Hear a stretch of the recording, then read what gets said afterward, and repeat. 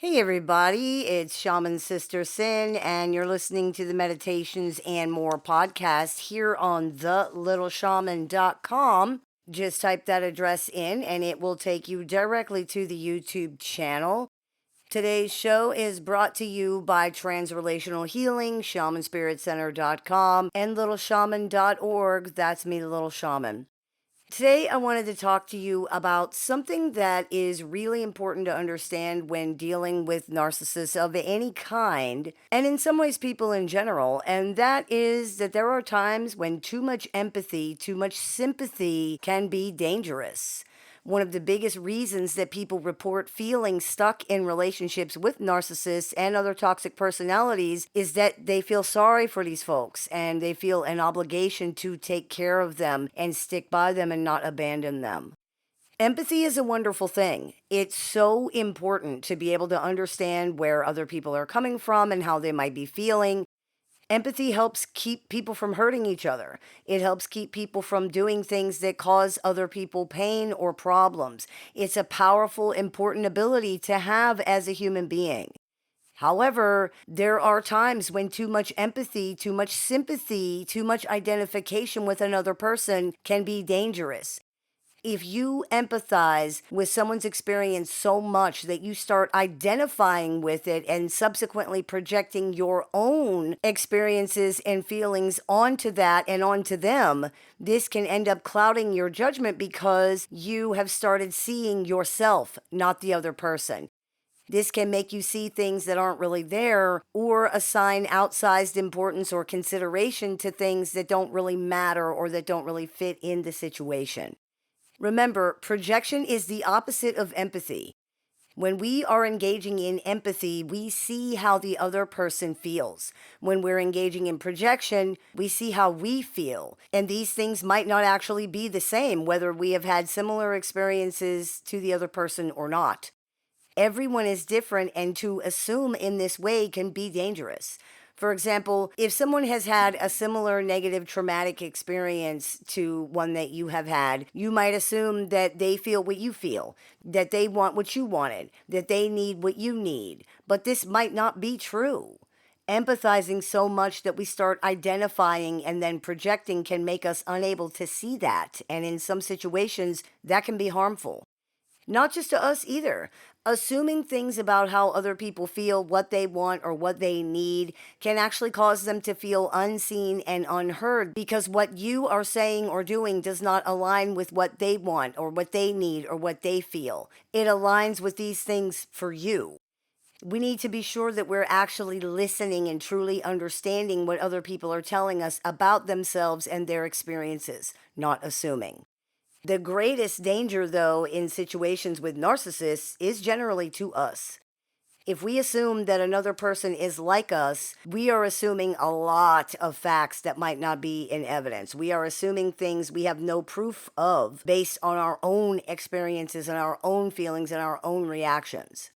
This isn't just incorrect with pathologically narcissistic personalities, it's dangerous because they are very often not like us in some fundamentally important ways. For example, if you had a traumatic and a difficult childhood, if you encounter another person who says that they had one too, you might assume many things about how they feel, what they want, the kind of person they are, and more, based mostly or even solely on your own experiences and your own feelings. We actually see the reality of this phenomenon all the time when people say that they don't believe abusers had a traumatic upbringing or were ever victims themselves because nobody who went through that kind of experience would ever victimize anybody else. This is false. Based on data collected over many, many years, abuse begets abuse. The overwhelming majority of people who grow up to be abusers were themselves victims of abuse. But some people don't believe that because that's not how they turned out. They were abused and they would never hurt anybody else. So they assume this is how everybody turns out. Therefore, anything outside of that is just not true. But they're wrong, plain and simple. That is an example of projection. Those people are taking their experience and saying that it's everybody's experience. It's not. Everybody does not react to everything the same. Everybody is not impacted by everything the same. An abusive childhood is actually a really good example of the truth of this, because some people react to these experiences by becoming more empathetic and more compassionate toward other people. And some people react to an abusive childhood by becoming abusers themselves. You think people who understand what being hurt is like would not hurt other people because you have empathy and you consider the feelings of other people, so you wouldn't do those things. A person who doesn't have empathy doesn't consider any of that at all. They don't consider the impact on other people in any way. There's a difference between intellectually understanding something hurts another person and being able to truly understand and connect with that and what that means. Narcissists understand intellectually that things hurt people, just like they understand the color blue is blue and you wear a shirt. Their only emotional understanding in any of these situations is for their own feelings, and sometimes not even that. They simply cannot recognize the feelings of other people. That's what not having empathy is. People often insist that many narcissists seem to enjoy the pain of other people, and that's true, but it's not for the reasons that people usually think it is. It isn't because, for example, the pain itself matters, or the other person, or that either of these things are even really being recognized in any real way. Again, narcissists don't have empathy, so other people and those other people's feelings are not part of the equation. That so many people refuse to believe this is another example of projection. It wouldn't be possible for them, therefore it's just not possible. But it is. Narcissists enjoy their feeling of power or control, or however they're feeling about the situation. They see through your reactions that they've gotten to you, that they've bothered you. This makes them feel important or powerful or in control or strong or whatever the thing. That is what they're enjoying. They don't understand the actual impact of your pain or fear on you at all. You can easily see proof of that, first of all, by the way they talk about it like it's no big deal, but also you can see proof of it by controlling your own reactions.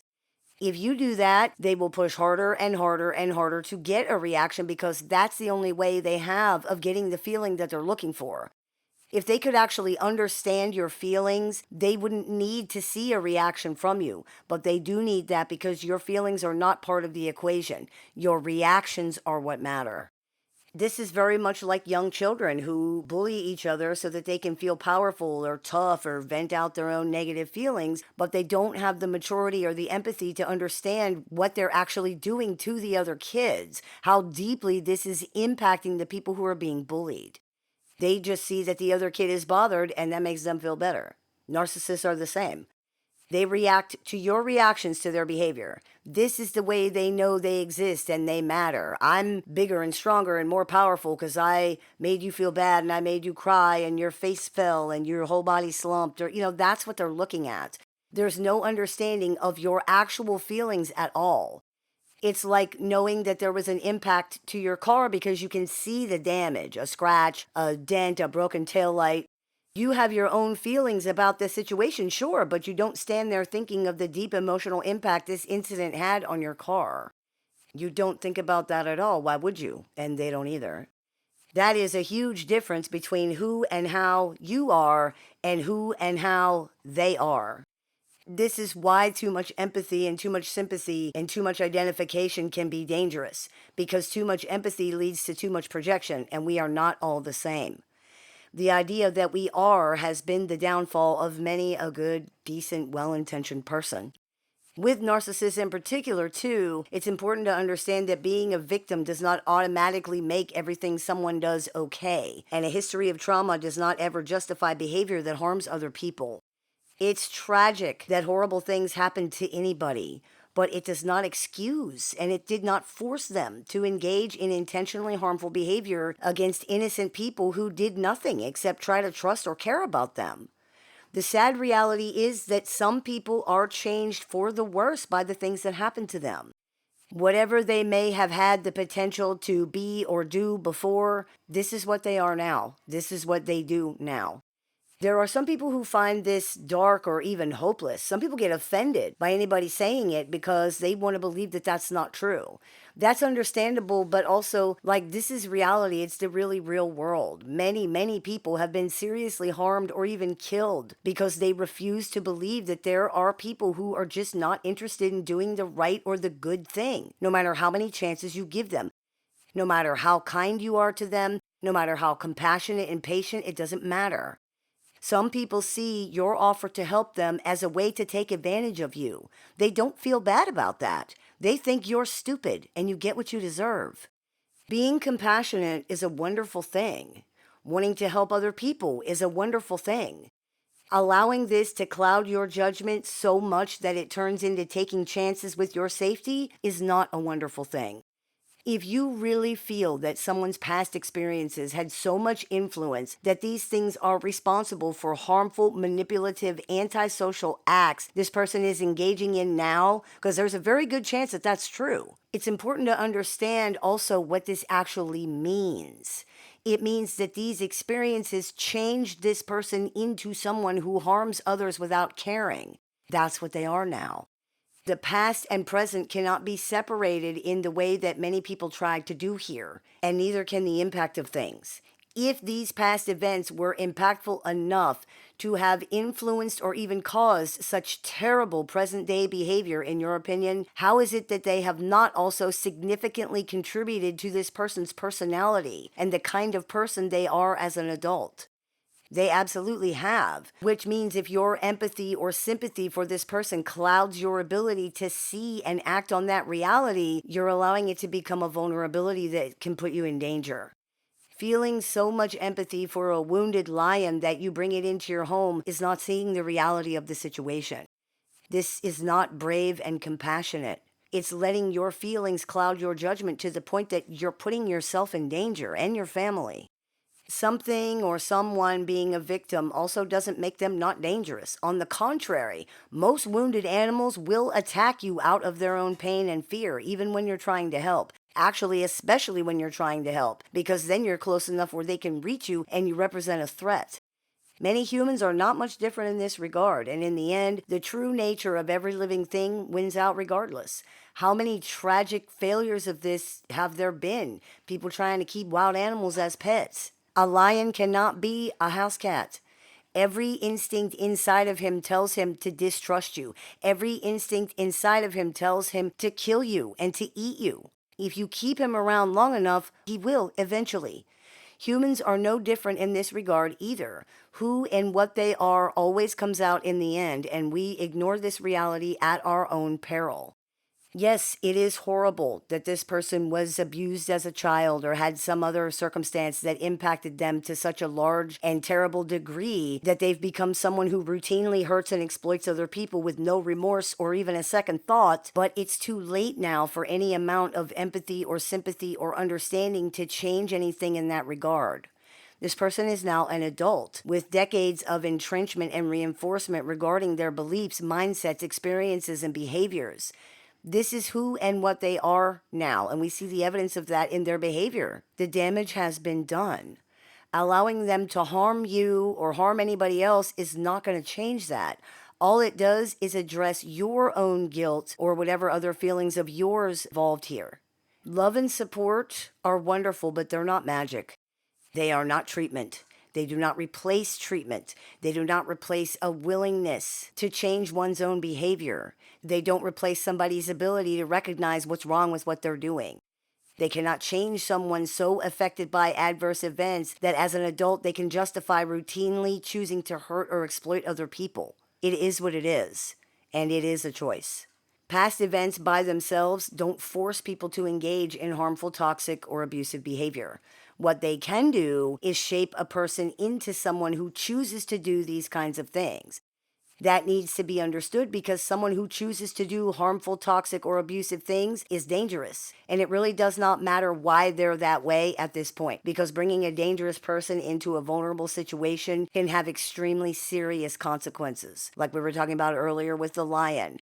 It's like having a wounded wolf that you nurse back to health look after your sheep because you believe he's going to be so grateful for your kindness that this is going to somehow make him into something different than what he actually is.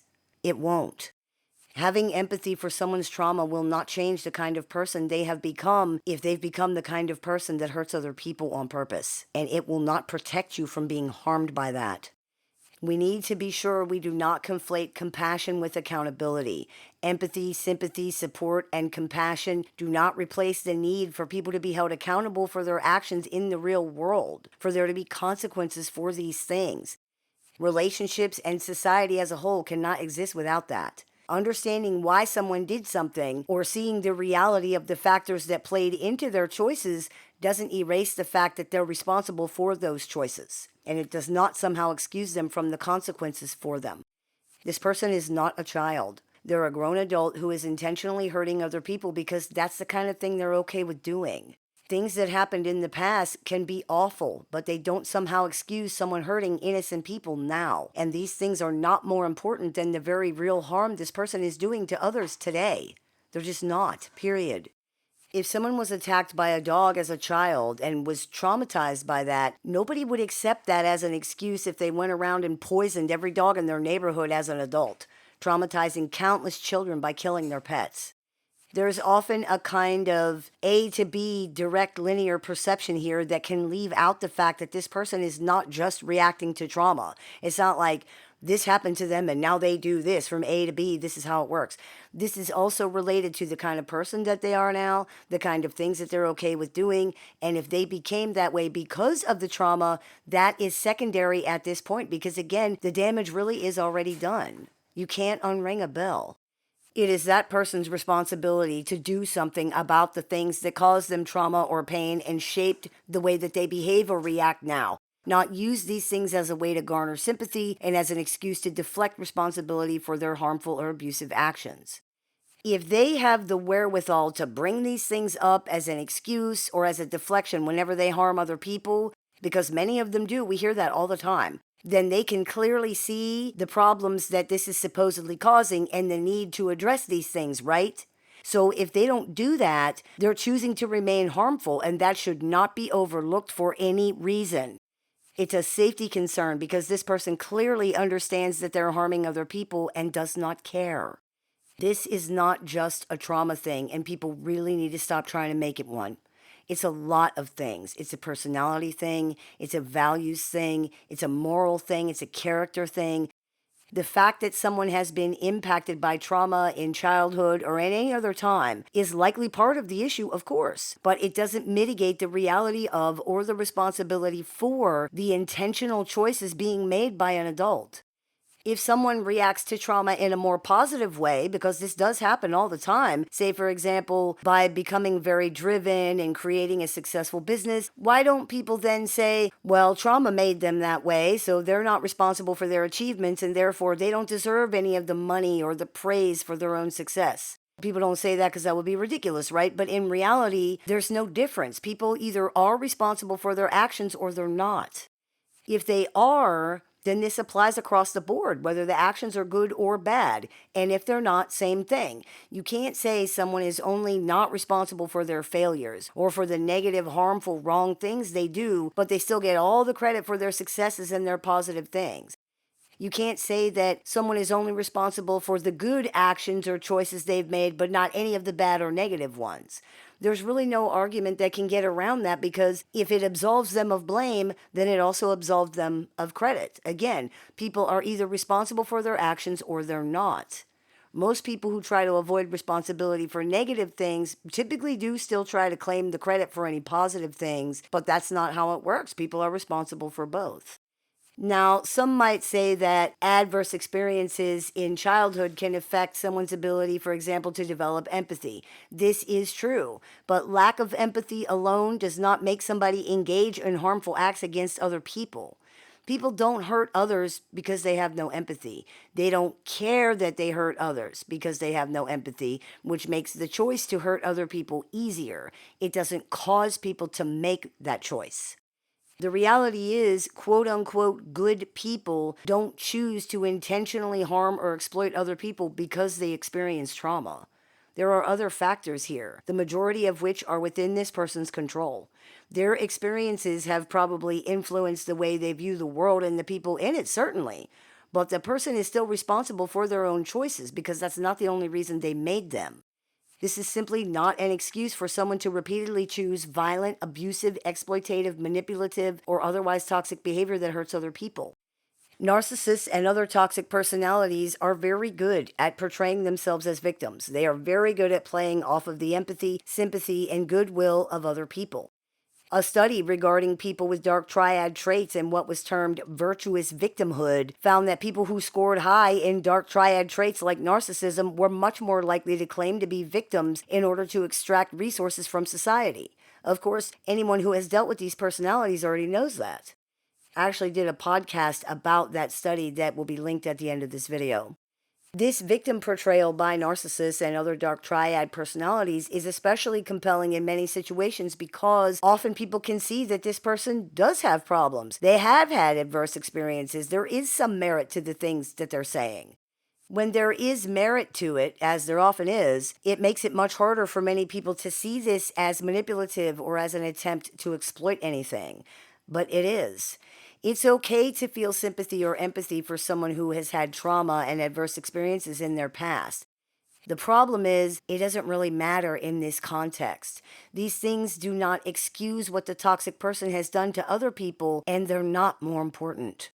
The idea that a narcissist or anybody else is more important than all of the other people in these situations, so everybody else need to just tolerate harmful or toxic behavior from that person, is false.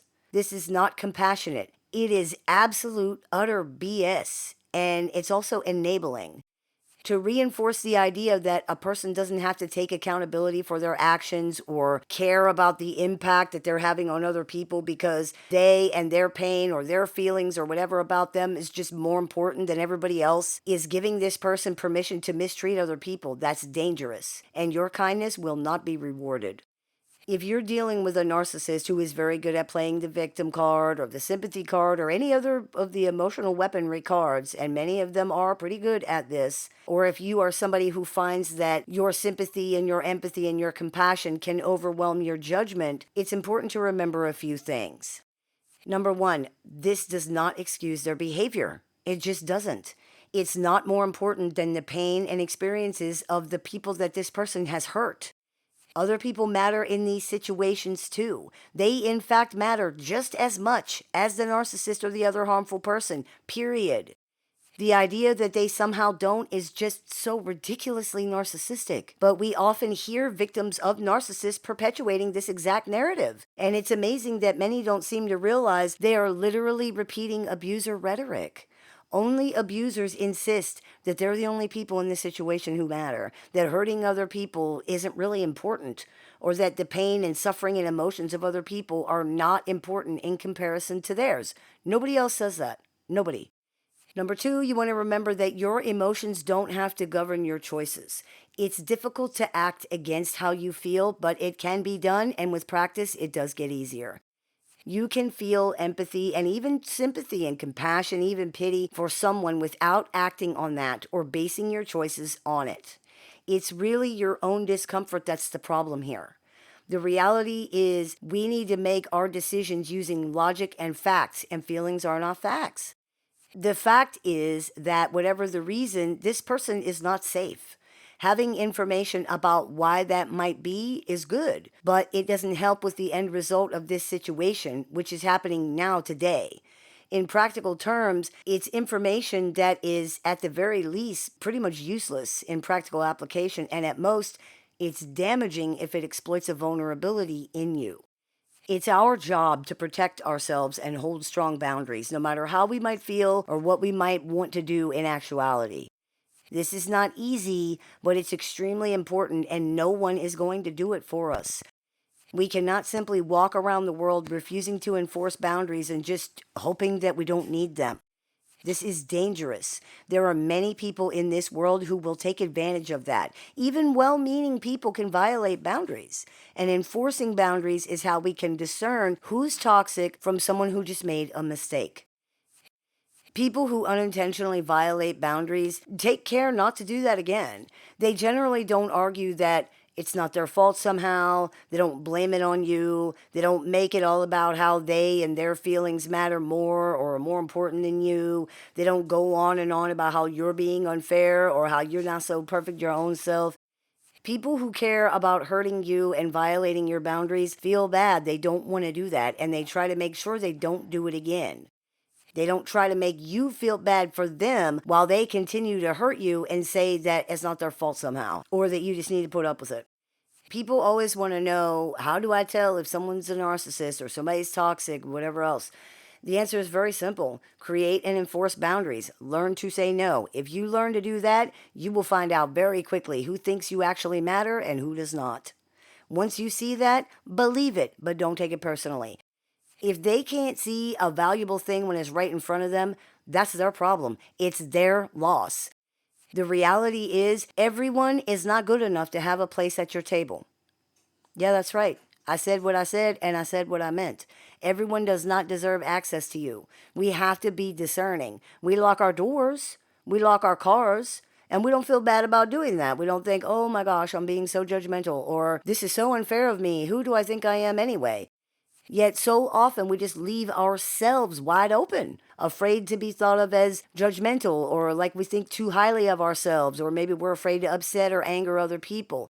But your safety is more important than somebody's hurt feelings or worrying about what they think of you. If it isn't, you are potentially in enormous danger. You are just as important as everybody else. Your pain matters just as much. Your safety, your well-being, your needs, everything. You cannot let just anybody into your house or into your car, and you cannot let just anybody into your life or into your head or into your heart. It's not safe. I hope that clears a few things up for you. As always, I look forward to your comments, questions, and suggestions, so please keep those coming. I take appointments online, over the phone, via text, via messenger, via email, and through Skype and Zoom for clients worldwide. So if you're interested in speaking with me about this or anything else, you can visit littleshaman.org and click the book an appointment button. I teach workshops, seminars, and clinics, so if you're interested in seeing what we're running this month, you can visit littleshaman.org to do that. I have several books in publication, so if you're interested in picking up a copy of any or all of those, you can visit littleshaman.org to do that, or you can find them on Amazon. And if you're interested in joining our support group with access to exclusive content, weekly support meetings, and more, you can visit littleshaman.org to do that as well. You have been listening to the Meditations and More podcast here on thelittleshaman.com. Just type that in. It'll take you right to the YouTube channel, brought to you by Transrelational Healing, shamanspiritcenter.com, and littleshaman.org. That's me, Little Shaman. May the Great Spirit bless you. Have a beautiful day. If you've been struggling through dealing with or recovering from an unhealthy relationship with a narcissist or other toxic personality, The Little Shaman has a catalog of over 500 YouTube videos designed to support your journey from discovery to recovery. You can also find additional resources on the Little Shaman website, including tools, courses, workshops, a support group with weekly meetings, and one-on-one appointments with the Little Shaman that are open to clients worldwide. There's even an AI chatbot built and trained exclusively by the Little Shaman using her work that can answer questions 24 hours a day, 7 days a week. For more information, visit littleshaman.org. You can listen to The Little Shaman wherever you find your favorite podcasts.